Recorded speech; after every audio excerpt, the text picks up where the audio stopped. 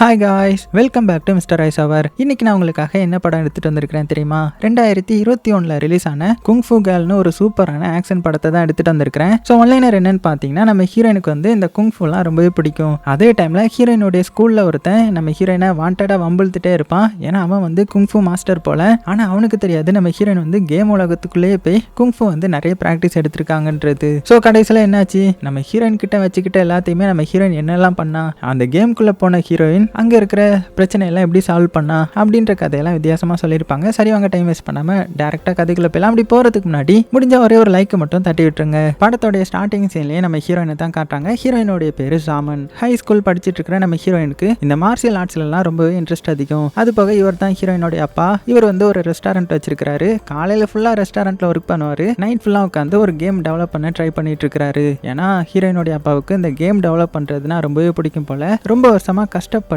ஒரு கேமை வந்து டெவலப் பண்ணிட்டு இருக்க. இப்படி இருக்க ஹீரோயினுடைய அம்மா வந்து ரீசெண்டா ஒரு கார் ஆக்சிடென்ட்ல வந்து இறந்து போயிருப்பாங்க. ஆக்சுவலா ஏர்போர்ட்டுக்கு போனோம், வாங்க டிரைவ் பண்ணுங்கன்ற மாதிரி அம்மா வந்து ஹீரோயினுடைய அப்பாட்ட கேட்டிருப்பாங்க. ஆனா அப்பா வந்து அன்னைக்கு பிஸியா இருந்ததுனால நீயே டிரைவ் பண்ணி போய்க்கோ அப்படின்னு சொன்னதுனால அந்த அம்மா வந்து ஆக்சிடென்ட் ஆகி இறந்து போயிருப்பாங்க. ஸோ இதை வந்து ஹீரோயினால ஏற்றிருக்கவே முடியாது. அதனால அப்பா மேல இன்னுமே கோவத்துல இருக்கிறா. சொல்லப்போனா இனிமே ஒழுங்காவே அப்பா கிட்ட பேச மாட்டா. அம்மாவுடைய சாவுக்கு அப்பா தான் காரணம்ன்ற மாதிரி நினைச்சிட்டு இருக்கிறா. அதனாலேயே ஹீரோயின் என்ன பண்றாங்கன்னா, ஹை ஸ்கூல் படிக்கிறாங்க இல்லையா, அங்கேயே அந்த ஹாஸ்டல்லாம் இருக்கும்ல, அங்கேயே தங்கிப்பாங்க. வீட்டுக்கே வரமாட்டாங்க. சொல்லப்போனா ஒரு 3 மாசத்துக்கு ஒரு வாட்டி எப்பயாவது தான் வந்து பார்ப்பாங்க. ஸோ இப்படி நம்ம ஹீரோயினுடைய லைஃப் போயிட்டு இருக்க.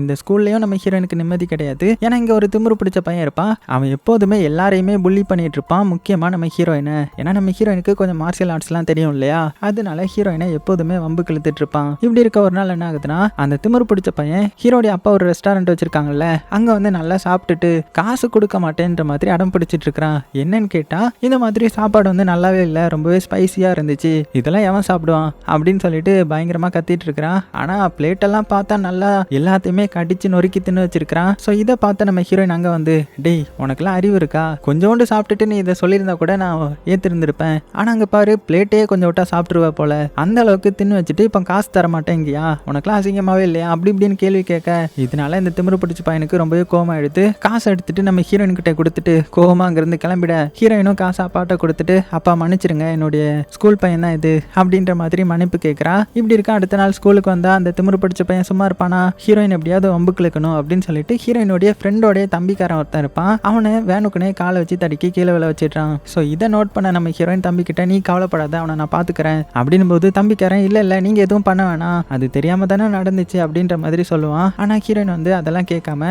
அந்த திமிரு பிடிச்ச பையன் சாப்பிட்டுட்டு இருக்கிற இடத்துக்கே வந்து அங்கேயே கெத்த உட்காந்து அவனுடைய சாப்பாட்டை எடுத்து நம்ம ஹீரோயின் வந்து சாப்பிட்டுட்டு இருக்காங்க. ஸோ எல்லாருமே சுத்தி இருக்கிறவங்க சிரிக்க ஆரம்பிக்க. ஆனா அங்க இந்த திமிரு பிடிச்ச பையன் பாத்தீங்கன்னா எதுவுமே பண்ணல. அவனுடைய கேங்கை கூட்டிட்டு அங்கிருந்து கிளம்பிட்டான். என்னடா அவன் ஒண்ணுமே பண்ணலையே அப்படின்னு பார்க்கும்போது தான் தெரியுது, அடுத்த நாள் நம்ம ஹீரோயினுடைய ட்ரெஸ்ஸை ட்ரையர்ல இருந்து கிழிச்சு வச்சிருக்கான். ஸோ இதை நோட் பண்ண நம்ம ஹீரோயினுக்கு பயங்கர டென்ஷன் ஆகுது. அதையும் தாண்டி என்ன பண்றானா, ஹீரோயினையும் கீழே விழ வைக்கிறது, ஹீரோயினுடைய சாப்பாட்டுல இந்த தவளெல்லாம் இருக்குல்ல அதெல்லாம் எடுத்து போட்டுறது அப்படின்னு சொல்லிட்டு ரொம்பவே அராஜகம் பண்ணிட்டு இருக்கிறான். இப்படி இருக்க அந்த ஸ்கூலுக்கு பக்கத்துல ஒரு கடை இருக்கும். அந்த கடையில ஒரு டோர்னமெண்ட் மாதிரி வைக்கிறாங்க. என்ன டோர்னமெண்ட்னா, இந்த மார்ஷியல் ஆர்ட்ஸ் எல்லாம் இருக்குல்ல அது சம்பந்தமா ஃபைட் பண்ணா இவங்க வந்து ஃப்ரீயாவே ஏதோ கொடுப்பாங்க போல. ஸோ அந்த டோர்னமெண்ட்ல கலந்துக்கிட்டு இந்த திமிரு பிடிச்ச பையன் எல்லாத்தையுமே அடிச்சிட்டு இருக்கான். சொல்ல போனா அவனும் பயங்கரமா சண்டை போடுவான் போல, எல்லா மார்ஷியல் ஆர்ட்ஸையும் கத்து வச்சிருக்கான். அதனால அவனுக்கு போட்டியா வர்ற எல்லாத்தையுமே அடிச்சு தோக்கடிச்சிட்டு இருக்க. இந்த நியூஸ் வந்து நம்ம ஹீரோயினுக்கும் வருது. அதனால அவ அவளுடைய கேங்கை கூட்டிட்டு அந்த இடத்துக்கு போறா. மத்தவங்க எல்லாம் சொல்றாங்க, நீ போகாத, அவன் ரொம்பவே முரட்டு ஆளு, பயங்கரமா அடிச்சிட்டு இருக்கான் அப்படின்னதும் நம்ம ஹீரோயின் அதெல்லாம் கேட்காம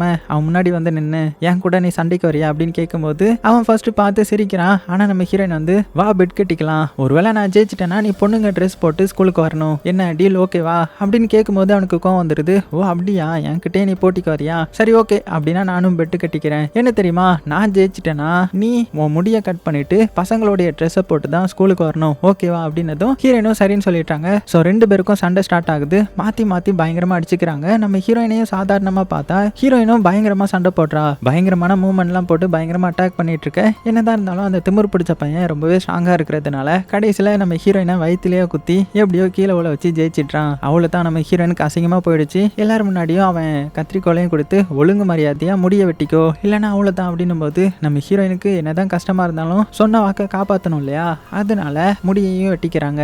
இப்போ கட் பண்ண அடுத்த நாள் ஆகுது. நம்ம ஹீரோயின் வந்து ஸ்கூலுக்கு போறாங்க.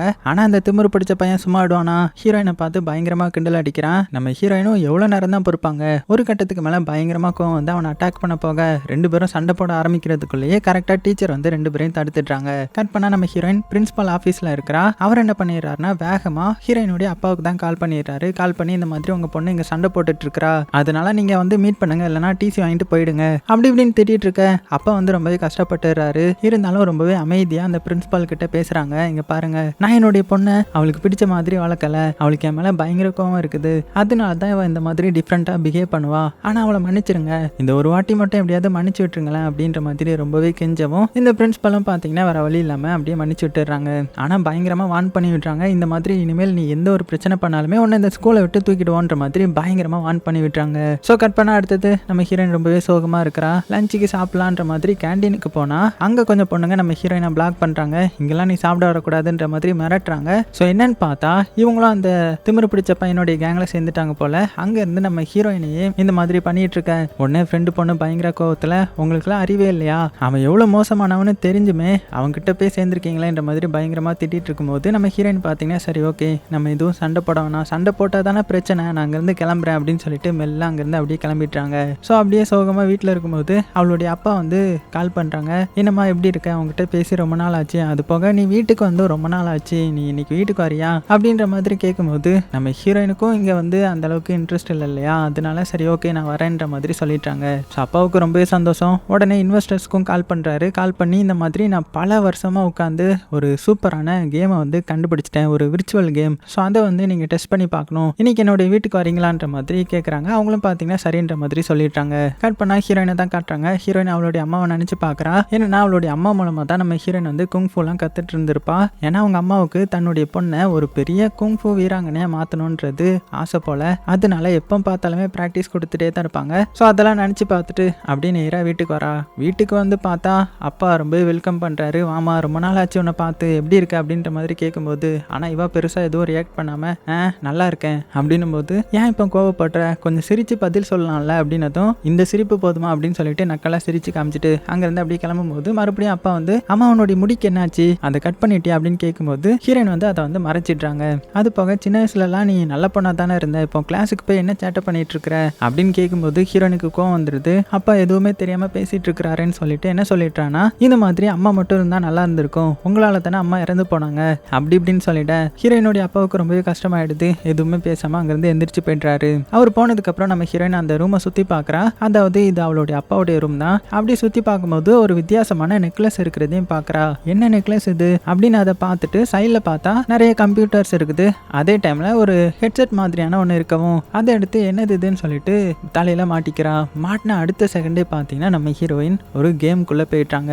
ஸோ அது பார்க்குறதுக்கு விர்ச்சுவல் கேம் மாதிரி இருக்குது, ஆனால் ரொம்பவே உண்மையாக ரியலாக இருக்குது. இந்த பழங்காலத்து சைனா இருக்கும் இல்லையா, அந்த ஊருக்கே போன மாதிரி இருக்கவும், அதுவும் அந்த ஊருக்குள்ளே நிறைய மக்கள் வந்து சண்டை போட்டுட்டு இருக்கிறாங்க. அதே டைமில் நம்ம ஹீரோயின் அவளுடைய ஹேரை வந்து தொட்டு பார்க்குறா. பார்த்தா அவளுக்கு முடி மறுபடியும் வந்துருச்சு.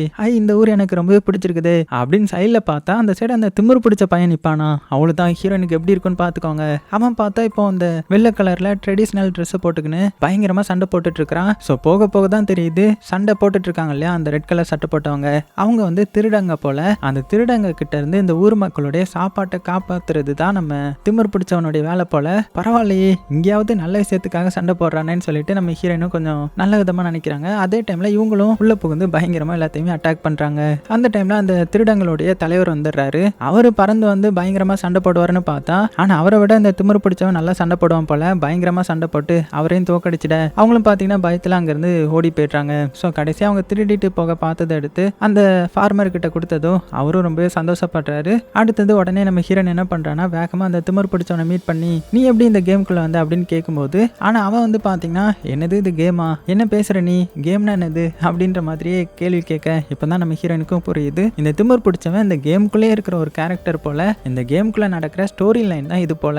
ஸோ கேமுக்குள்ள இருக்கிற கேரக்டர்ன்றதுனால தான் இவன் கொஞ்சம் நல்லவனா இதுல தெரியறான். அது போக அவன் என்ன சொல்றான்னா இந்த மாதிரி இங்க 2 திருடங்க உண்டு, பெரிய திருடங்க. இப்போ ஒருத்தன் தான் பார்த்தல, அவன் அண்ணக்காரன், அவனுக்கு தம்பிக்காரன் ஒருத்தன் இருப்பான். ஸோ அந்த தம்பிக்காரன் மோசமானவன். இவங்க 2 பேரும் சேர்ந்து அவங்களுக்குன்னு ஒரு டீமை ரெடி பண்ணி இந்த மாதிரி சாதாரண மக்கள்கிட்ட வந்து சாப்பாட்டை திருடுறது தான் அவங்களுடைய வேலையே, அதை தடுக்கிறது தான் என்னுடைய வேலை, இங்க இருக்கிற நிறைய பேருடைய வேலைன்ற மாதிரி நிறைய எக்ஸ்பிளைன் பண்றான். அதுவும் இப்போ அண்ணக்காரனை நான் தோக்கடிச்சிட்டேன், இப்போ அவன் போய் தம்பிக்காரன் கிட்ட சொல்லுவான். ஸோ 2 பேரும் சேர்ந்து அடுத்தது பெருசா வருவாங்க, அதுக்குள்ள நான் தயாராக ஆகணும் அப்படின்னு சொல்லிட்டு இருக்கிற இந்த சமயத்துல இந்த சைடு அந்த தம்பிக்காரனை தான் காமிக்கிறாங்க. அவனுக்கு தெரிஞ்சு போகுது அண்ணக்காரன் அடி வாங்கிட்டு வந்திருக்கான்றது. அதனால பயங்கரமா கோவப்பட்டு என்னுடைய அண்ணனே அடிச்சு போட்டானுங்களா, இனிமேல் விட மாட்டேன், நான் என்ன பண்றேன்னு பாரு, எல்லாரும் தயாராகுங்க, மொத்தமா போய் அவங்களை அட்டாக் பண்ணி அவங்களுடைய சாப்பாட்டு எல்லாத்தையுமே எடுத்துடலாம் அப்படின்ற மாதிரி பேசிட்டு இருக்கிறான். அதே டைம்ல இந்த சைடு நம்ம திமிரு பிடிச்சவன் நம்ம ஹீரோயினை கூட்டிட்டு அந்த ஊரை வந்து சுத்தி காட்டுறான். அப்படி சுத்தி காமிச்சிட்டு இருக்கும்போது இந்த குங்ஃபு அகாடமி இருக்கும் இல்லையா, அதையும் காமிக்கிறான். ஸோ இங்கே தான் நிறைய பேர் வந்து படிச்சுட்டு இருக்கிறாங்க. அவ்வளோ சூப்பராக இருக்குது,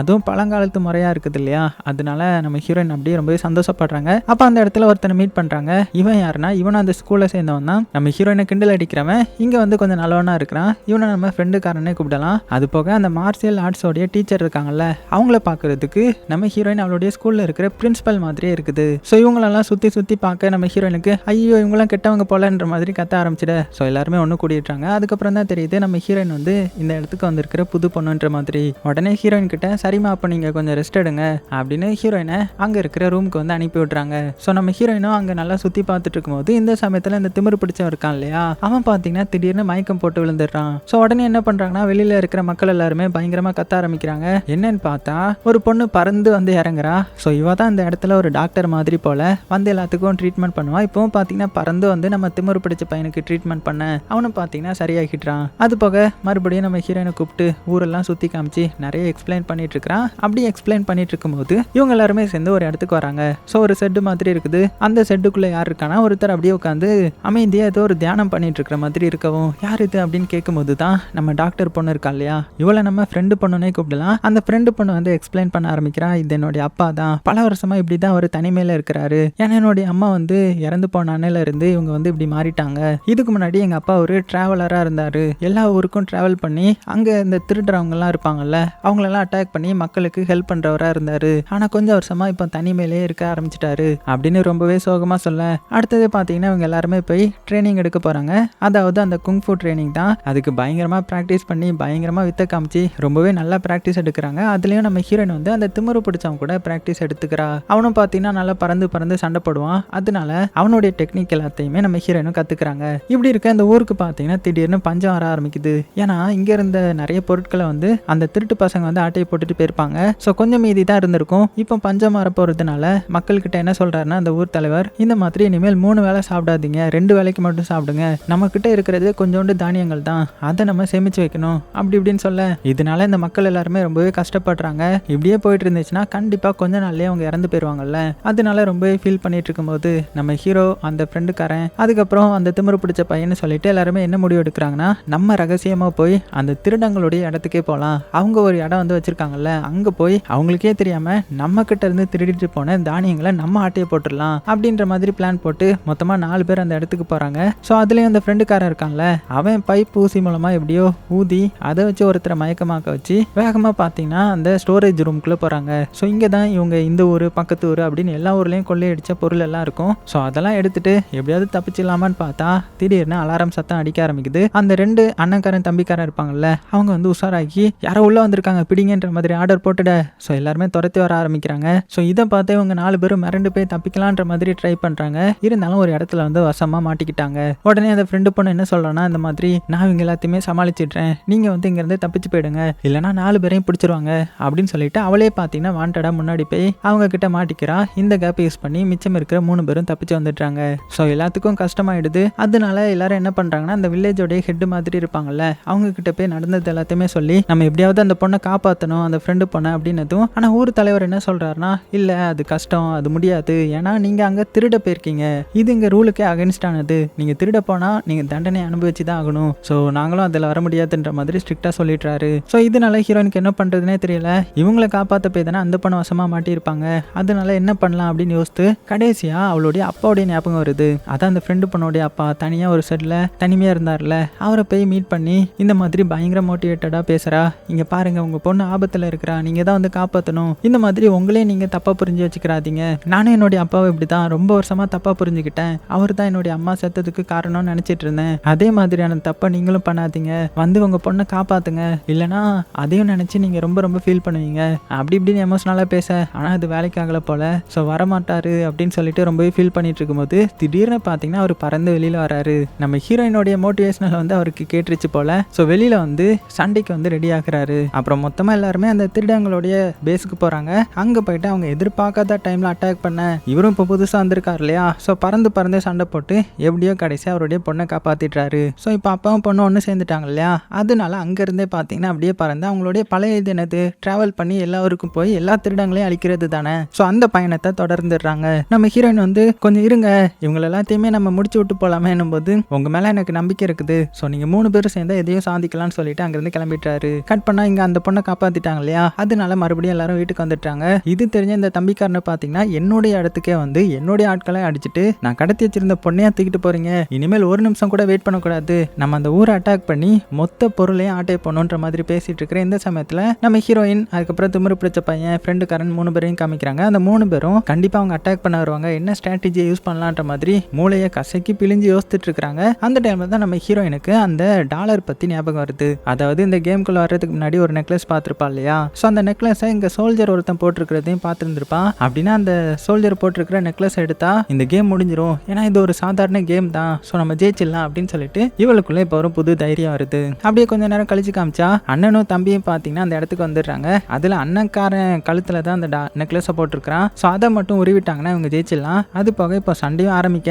எல்லாருமே பயங்கரமா சண்டை போட்டுட்டு இருக்காங்க. ஆனா அந்த அண்ணன்காரன் இருக்கான்ல, அவன் இன்னுமே பயங்கரமா சண்டையை போட்டு நம்ம ஹீரோயினை எப்படியும் அடிச்சு ஒரு கட்டத்துல கொலையே பண்ணிட்டான். அவ்வளவுதான், ஹீரோயின் கதை முடிஞ்சிருச்சுன்னு பார்த்தா ஆல்ரெடி கேம் தானே, ஸோ கேமை விட்டு வெளியில வராங்க. இல்ல நான் இதை எப்படியே விடக்கூடாது அப்படின்னு மறுபடியும் ஹெல்மெட்டை போட்டா மறுபடியும் ஒரே ஒரு சான்ஸ் மட்டும் காமிக்குது. ஸோ மொத்தம் 2 லைஃப் போல நல்ல வேலை அப்படின்னு சொல்லிட்டு உள்ள வந்து இப்போ பயங்கரமா அட்டாக் பண்ணி எப்படியோ பார்த்தீங்கன்னா கடைசியில் அந்த அண்ணன்காரன் கழுத்துல கிடந்த டாலரை எடுத்துட்டா. ஸோ எடுத்த அடுத்த செகண்டே பார்த்தீங்கன்னா அந்த சோல்ஜர்ஸ் எல்லாருமே மறைஞ்சு போயிட்டாங்க. ஸோ மிச்சம் இருக்கிறது அந்த தம்பிக்காரன் மட்டும்தான். ஸோ அவனால என்ன பண்ண முடியும், அவனுடைய ஆர்மி இல்லைன்னா அவன் டம்மி பீஸ் தானே. ஸோ அவனை பிடிச்சி அவனை அடிச்சு அவனையும் தோக்கடிச்சிடுறாங்க. இப்போ அந்த திருடர்கள் கும்பல் மொத்தத்தையும் அழிச்சிட்டாங்க இல்லையா, அதனால ரொம்பவே சந்தோஷமாயிடுறாங்க. நம்ம ஹீரோயினும் இப்போ போக வேண்டிய டைம் வந்துருச்சு. அதனால ஒரு ரிவர் மாதிரி இருக்குது, அது பக்கத்தில் உட்காந்து பேசிட்டு இருக்கும்போது நான் கிளம்பி ஆகணும், நான் என்னுடைய அப்பாவை ரொம்ப தப்பா நினைச்சிட்டேன், அவர்கிட்ட போய் நான் மன்னிப்பு கேட்கணும், ஸோ இனிமேல் என்னால் இங்கே வர முடியுமான்னு தெரியல, ஏன்னா அதே கேரக்டர் நீ இருப்பியானோ எனக்கு புரியலன்னும் போது உடனே இந்த திமிரு பிடிச்ச பையனும் நானும் உன்னை ரொம்பவே மிஸ் பண்ணுவேன், பார்க்கலாம் சொல்லிட்டு அப்படியே பாய் சொல்ல அவ்வளோதான். அடுத்த செகண்டே நம்ம ஹீரோயின் வந்து நிஜ உலகத்துக்கு வந்துட்டா. அதே டைம்ல இது எல்லாத்தையுமே பார்த்தீங்கன்னா அந்த அப்பாக்காரரும் அந்த இன்வெஸ்டர் இருக்கார் இல்லையா, அவங்களும் பார்த்தீங்கன்னா பார்த்துட்டு தான் இருந்திருப்பாங்க.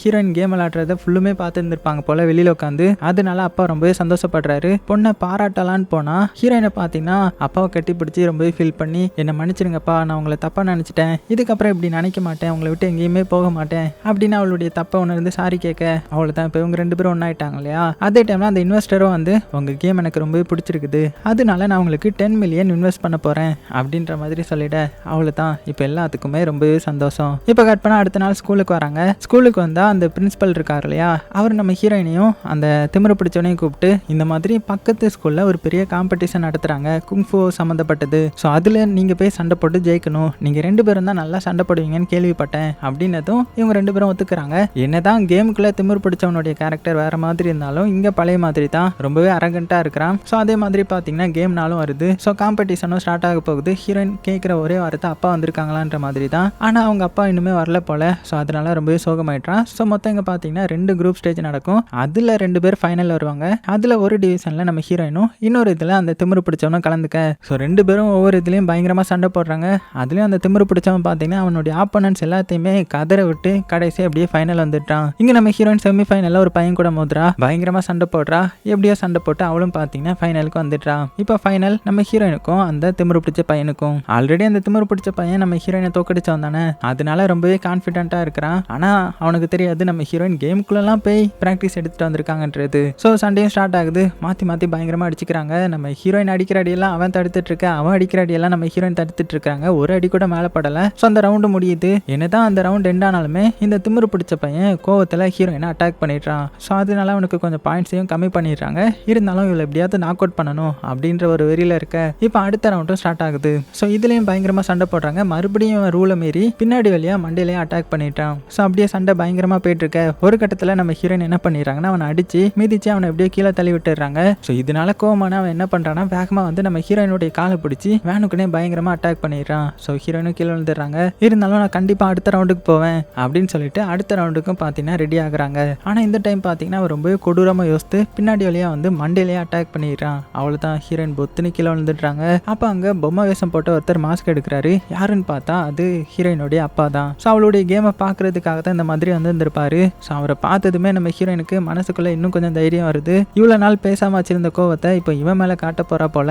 அதனால எந்திரிச்சு மறுபடியும் அடுத்த ரவுண்டுக்கு போறா. இந்த வாட்டி என்ன பண்றான்னா இந்த கேமுக்குள்ள இந்த திமிரு பிடிச்சவனுடைய ஸ்டைல அவன்கிட்ட இருந்தே கத்துருந்துருப்பான்ல, அது மூலமா அதை அவனுக்கு அகைன்ஸ்டாவே யூஸ் பண்ணி எப்படியோ கடைசியில் அவனை அடிச்சு கீழே தள்ளி தோக்கடிக்கிறா. ஸோ கடைசியில் நம்ம ஹீரோயின் வந்து ஜெயிக்கிறாங்க. அவ்வளோதான், எல்லாருமே பயங்கரமா சேரப் பண்ண ஆரம்பிக்கிறாங்க. அப்பாவுக்கும் ரொம்பவே சந்தோஷம், ஹீரோயினுடைய ஃப்ரெண்ட்ஸ்க்கும் ரொம்பவே சந்தோஷம். இந்த திமிரு பிடிச்ச காரனுக்கு தான் ரொம்பவே அசிங்கமாயிடுது. ஸோ இருந்தாலும் அடுத்த நாள் என்ன ஆகுதுன்னா கிளாஸ் ரூம்ல நம்ம ஹீரோயின் கிட்ட வாண்டடா வந்து இந்த திமிரு பிடிச்ச பையன் ஃப்ரெண்ட் ஆகிட்டான். இனிமேல் நம்ம 2 பேரும் சண்டை போட வேணா, ஒன்னாவே இருக்கலாம் அப்படின்ற மாதிரி சொல்ற மாதிரி காமிச்சு இந்த படத்தையும் முடிக்கிறாங்க. ஸோ சின்ன குழந்தைங்களுக்கு கண்டிப்பா பிடிச்சிருக்கும் நம்புறேன். அவங்க பார்க்க வேண்டிய படம் தான். ஸோ பிடிச்சிருந்துச்சுன்னா மறக்காம லைக் பண்ண மறந்துடாதீங்க. சேஃபா இருங்க. உங்களுக்கு பிடிச்ச எல்லாத்தையுமே ரொம்ப ரொம்ப சேஃபா பார்த்துக்கோங்க.